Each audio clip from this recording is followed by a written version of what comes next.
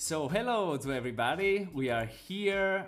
I'm Alessandro and this is Bear. So nothing changed for Bear, but now we are actually in streaming on our YouTube page.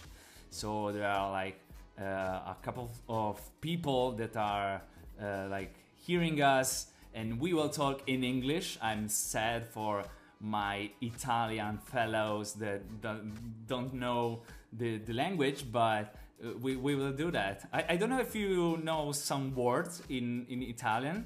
Bear, do you want to? Ciao. Ciao. That's great. So that's a good start. We have done our job. So Prego. Ecco, prego. Okay. So Bear is a great multimedia artist that works in big productions and also environments that he fills with his audio and visual production. You came from South, is that right? South America, but then moved to East America, is that right? No? I know what you're thinking of. Maybe you saw a biography that mentioned that I was born in the South. Oh. If that's what you mean, I was born in the South of the United States, in Georgia. Oh yeah. Southern United States, right? Yeah. Right. Yeah. Alessandro, am I supposed to see anybody? Because all I see is you. Are there other people here that I should see? Yeah, there are other three people, but they are on our chat, so they will ask questions if they want to. So they can see you, but you can see them because it's like an interview. So people will jump in if they have any questions. Is there a chat? Is there a chat window to open up, kind of thing, or is that you see that? Yeah, I see that. But if you want, you can go. I will send you the link just to add. Yeah, and we can continue talking basically. So okay. Yeah, I was very curious about how did you start to work inside, visual design and creating in the film and performative field. So how was your start in this field? Yeah, I mean, it started very early, and I don't think my parents were overly artistic. My mother was a painter. But my father was an amateur photographer, and we had a dark room in our house, and so I learned very early, at age 7 or so, the simple process, the basic processes of darkroom photography, developing film and making prints. And this was magic to me, that these little images could be kept, could be saved, and they were simple. I mean, he took pictures of us and our dogs, and trees. There's very simple things, but there was a very, very profound moment for me, I think, as a child, was to see this process, this chemical process, which was very interesting to me. And then having a print, having something that sort of this moment, and a physical thing. Yeah, definitely. And it was better than the moment itself. I mean, we went on a walk, with me and my brother and our dogs, and my father took some photographs. And I don't remember anything about the walk. I don't think it was very interesting. It was kind of cold, in fact, and I was bored. But when I saw the photographs, they looked great. You know what I mean? They looked so much better than the real life that they were from, right? So there was also this feeling that, like, this is being elevated. You've just elevated something. And I was interested in that. So I think that's always, and that stuck with me, and that's always been with me. So I was doing photography from a young age. I was doing it in school, in middle school and high school. This was all analog, it was all dark room. There were no digital cameras. This is in the 70s and the 80s. And then I think our tools got a lot better. And we got digital cameras. Our computers got better. We got very powerful. How did you felt when this change become from, you know, analogical to digital thing? It was something scary for you, or was something, you know, interesting? I loved it. I loved it. Because of the tools that you could use. I was familiar with darkroom processes, and they're very limited. What you can do in the darkroom with prints. But when I got very early versions of software, and I could start working like a painter, and I could start layering things and using paintbrushes and using colors. And kind of creating my own paintbrushes and my own textures that I could paint with, and then work on layers and different kinds of blendings of layers. You know, I thought this was amazing. This was more than photography. This was you know, blending, going into painting, and it was magic. It was alchemy. And I think that directly led into video, because I think once you've expanded photography into like a three-dimensional way, which my pictures became, because they were so layered. I mean, there's hundreds of layers in the photographs that I was making. I have one up there. See that one up there? Wow. In the back there, is one of the portraits that I made. Then I began to want there to be time, right? And this is when I first started working with Robert Wilson, was around this time. He's very particular about his use of time and movement. Suspension, maybe. Does the suspension create for you like inspiration to find the right moment, and maybe to create a connection between moments in time? That was my sensation when I worked with him. With this focus on the movement, and with slow movement, it was like all a suspension. So was it the same for you? Correct. And he's a magician with that kind of thing, because it's not just a matter of slowing things down, but it's also, he will draw your focus to some part over here, and you're not noticing everything that's changing over here. And then when you're done looking, you'll notice the rest of the room has changed on you. And there's this incredible feeling of that, because you feel like you've just transformed somehow, like you have also transformed. So it's a very difficult thing to do. He's a magician, and he's been doing it for a long time, and he knows how to do it. But I was very intrigued by that. And I was very intrigued by taking my still images, that even though they were many, many layered, and trying to create some kind of movement in them, even if it was very small, and also using audio, you know, which creates its own time. So anyway, you can sort of see that I started with black and white photography, and then it went to digital photography, and then it went to video.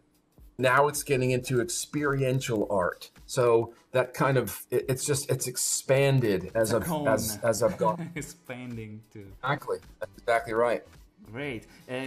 People are asking you if you can share the creative process between your moving portraits. It was, I think, one of the things that you share. Did you share something here in Europe, right? With the moving portraits? Like it was... well, I've made work for Bob. Yeah. Right? I've made video portraits for him. And, you know, not far from you at Villa Panza, the triptych, those three animals. So I made those.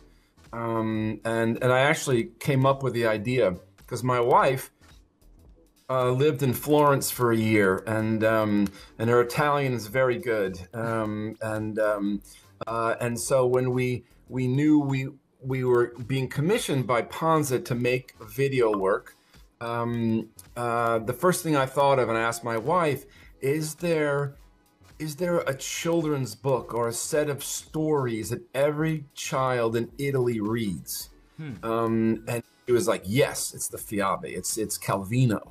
Yeah. And I knew Calvino already because I have a master's degree in literature. So I had read Calvino. So that's when I began to explore the Calvino's tales and, you know, kind of how he made them and how he changed them. And I have a very interesting story about this. Yes. We picked this one fable to make the portrait, the triptych, right? And there's a fox and there's a wolf. The winter and fables were right. That's right. That's right. The winter fable. So when we were making that, I thought it might be interesting to have in the audio of the piece the tale, like someone speaking the tale or part of it. And I had this idea that there was wind, and then the wind, like out of the wind would come some voices kind of thing that like almost like, you know, it was telling the tale kind of thing. And so I knew Isabella Rossellini because she's a friend of Bob's. And so I asked her if she would mind recording the Calvino tale in Italian and in English. And everyone knows her voice, right? So I thought that would be a great add to the thing. And she said to me, I would love to do it. Do you also want to include Giovanna Calvino, his daughter, a friend of hers who lives in New York? And I said, yes, I would love that. So fantastic. A sound man and I went to Giovanna's apartment in New York with Isabella Rossellini, and we recorded the tale where she played the fox and Giovanna played the wolf, and then we switched it, and then we did it in Italian, and they didn't like the translation. We had an English translation, right? And they didn't like it. They said, this isn't right at all. And they started to change the translation. So anyway, it was a very fun afternoon, just sort of goofing around with those ladies. Great. So returning to the main question, what do you think are the phases that you bring in your creative process, just from the concept to the realization? In this kind of environment, when you have to create an environment, what are them? It depends a little bit. If it's my work, it's one way. If it's Bob's work, it's a different way. Okay. Because he likes to know as much as possible ahead of time. He likes to know what the texts are. He wants visual references. He wants as much stuff as he can from the start, kind of thing. And then, you know, in that case, he just kind of let us go. He just said, just start it, and I will come in and talk to you about it as you go. With my own work, it's a lot more intuitive. I don't want to see a lot of stuff. I don't want to get bombarded or overloaded with materials, with references, art history things, nothing like that. Instead, for me, it's a process of moving really just emotion to emotion. It's about, these works are about creating as much feeling as you can. And I think that's part of, you know, kind of why we're moving more strongly into experiences and immersive works, is because they are emotionally based. And I don't know if it's true that there have been some portraits that I've made, some work that I've made that I've felt a great deal about as I'm making them. And I'm trying to look for it every chance I can. Is red or blue? What do I feel more? And I don't think about it very much. I just go with the feeling. If I start thinking too much, I complicate it. Are you an overthinker? I overthink it. You overtax it. Then you start saying like, well, could it be this, or this? And then you have too many choices and you become overloaded and you can't make up your mind, right? Yeah. So part of being an artist, I think, is being able to make decisions quickly. and to not overload yourself. Just do one thing, go with it. If it's red or it's blue, go red, kind of thing. And then the next thing will come up. Should she blink here or should she blink there? Just she's going to blink there. Should the audio overlap that or should it come before that? Come before it. So it's just it's like 1,000 questions that you need to answer, trying to get as much feeling from every one of those answers as you can. Yeah. The question that came up from the chat was what was the concept, the starting concept from the CHRONES series? So you came from a single idea, or was it a group of of themes and images? Well, I have two answers for that, and I think artists will appreciate this. Okay, if you were a gallery, I would have an answer for you. If you're an artist, I have a different answer for you. Okay. Okay. Okay, because a gallery wants an answer that they can memorize and repeat to their customers, whatever. They want you to create the verbiage for them because it's difficult for them to do, right? So I can give either one of those answers you want, and they're not wrong. I don't think that they're wrong. I just think that one is a lot more interesting than the other if you're an artist, if you're a creator. The answer from the gallery, okay, is that these are works that are based on a theory by a great scholar at the University of Chicago, Eliades. His name was not Eliades. Oh my God.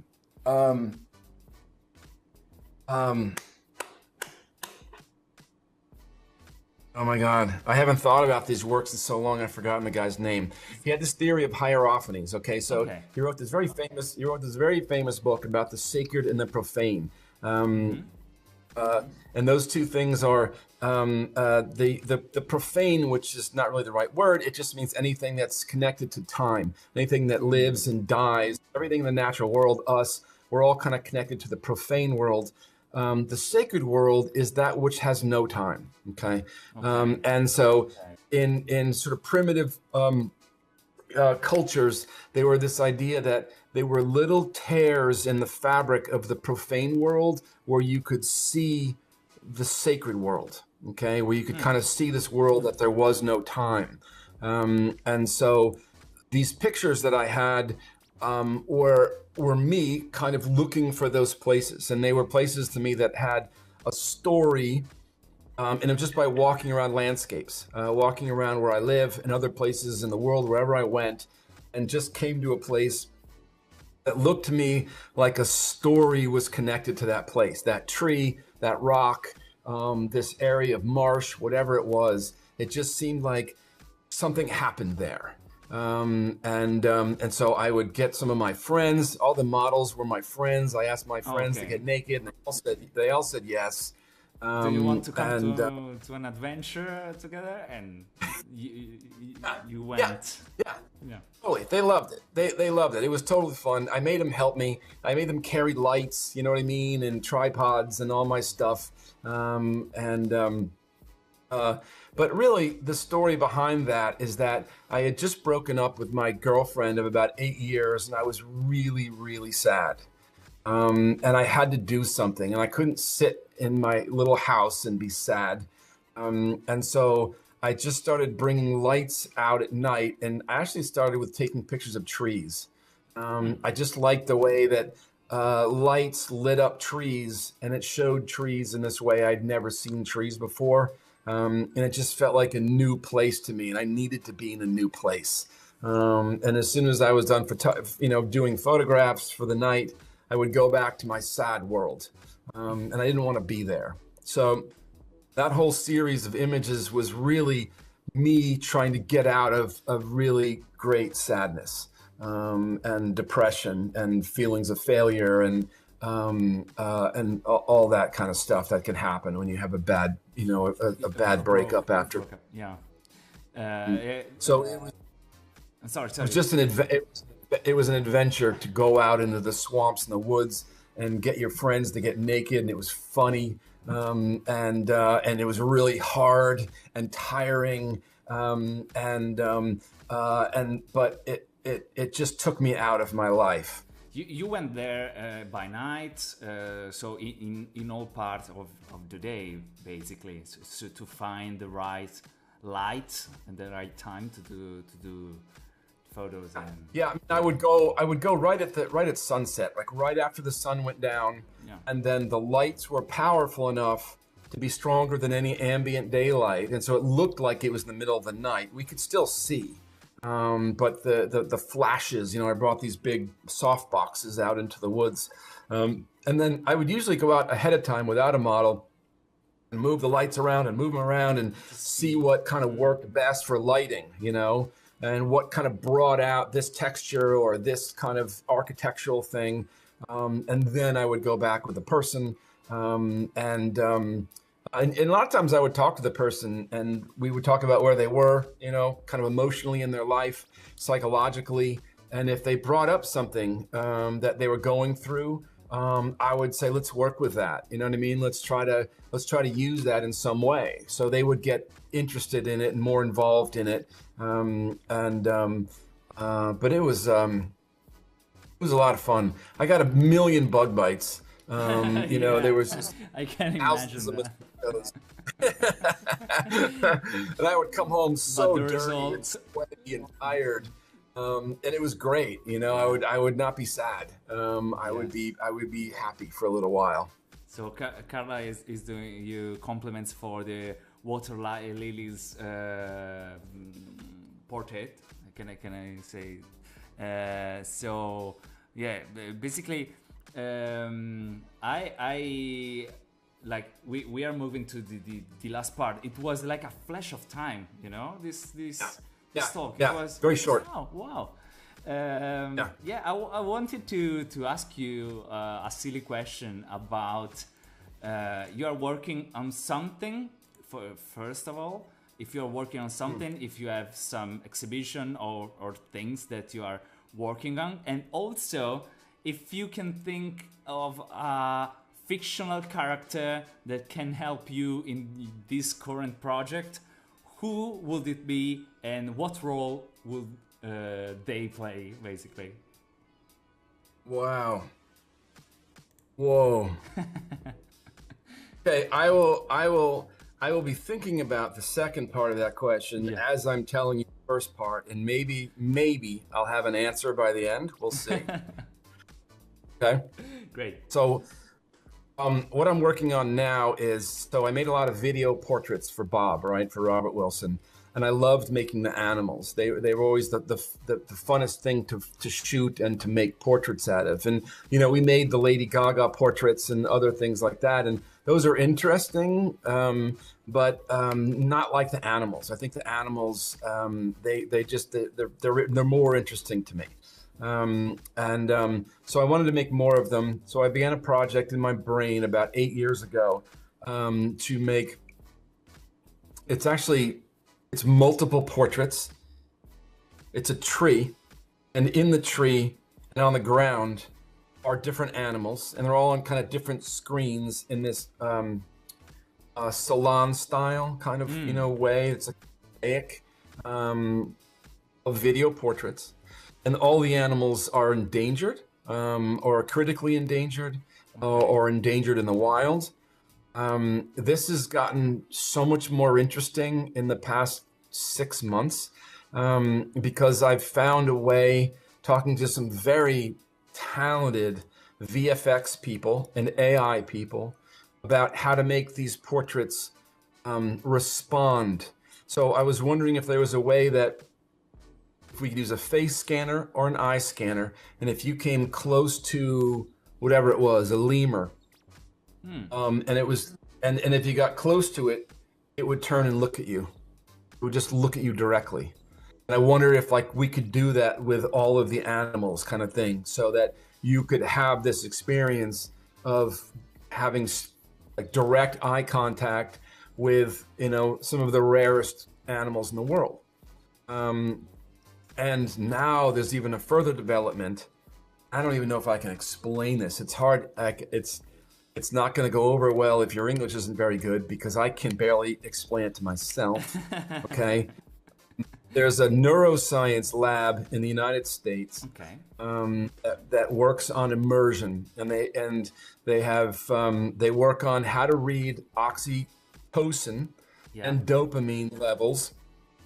Okay, to gauge immersion levels, right? And if all of us who are in the experience or in the immersive, they're coming out with the ways that you can measure this, and it's done. There's a connection between your brain. What's that? There are sensors for, taking this data. Smartwatch. Oh, okay. Smartwatch or other kind of heart monitor kind of things. Certain ones that can read very fine data in the differences in your heartbeat and like what happens between your heartbeats. Learning more about this. I don't know exactly how it goes, but they're on the money. And so what we're working on now is a way, now this is fucked up, so listen, that people who are wearing these sensors, it's measuring your immersion level, okay? That data from the smartwatch through the app's API can go to the servers where the TOL, where the tree of life is, where the animals are, all that sort of, it can change the room, okay? It can change the lighting. In other words, the group, whoever's in the room, that data is going, and the room is changing because of it. Either it's light, either what's happening, whether maybe it's raining, maybe it's sunny, but the group is actually, the room is responding to the people in the room. Not only like the animals, like a big brain. Yes, organism. Right. So this is great. This is very new. We're exploring all this kind of stuff. It's incredibly exciting to think about there being a room that you can go into, a large room with all of these animals, this whole array of animals, and they're all kind of like Bob portraits. It's very slow. They're not like monkeys jumping around everywhere kind of thing, or like, eagles like killing fish or whatever. It's very sedate, calm, like Bob lighting where it slowly shifts, you know what I mean? And trying to use some of those Robert Wilson things where something is happening over here and the changes occur elsewhere. Anyway, I've learned a lot from Robert Wilson. Despite that, I don't like him most of the time. I have learned a ton from him. It's always like that. It's always like that. You have to stall everything to grow and create, your own things and find and so returning to the character.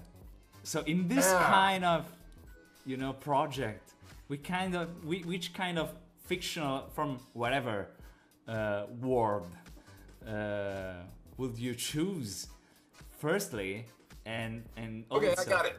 Man, I don't know the guy's name. Heart of Darkness, okay? Joseph Conrad, yes. Heart of Darkness. And the man who's on the boat, who's going down the river, I don't remember his name.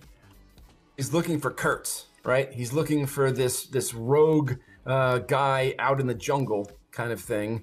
I don't remember the guy's name. The narrator of Heart of Darkness. Maybe one of Marlowe. Is that it? Charles Marlowe, the sailor. Yeah. Is that it? Yes. It's been so long. It's been so long since I read that story. Yes. Okay, that's it. So I would say it's him and it's Kurtz. It's both. Great. Because I think I'm on the way to exploring. I'm also what's being explored.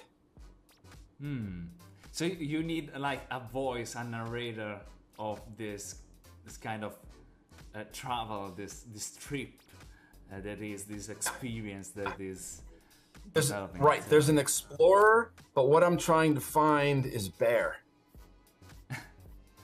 Yeah. Wow. That'll do for now, I think. They will do it. Wow, great. Thank you so much, Bear, for this little talk. The time was very short, but I will hope that this will be just the first one of many, many, many others. So thank you very much. If you wanna provide for your people, let me see if I can do this. I spelled it wrong. This tree of life.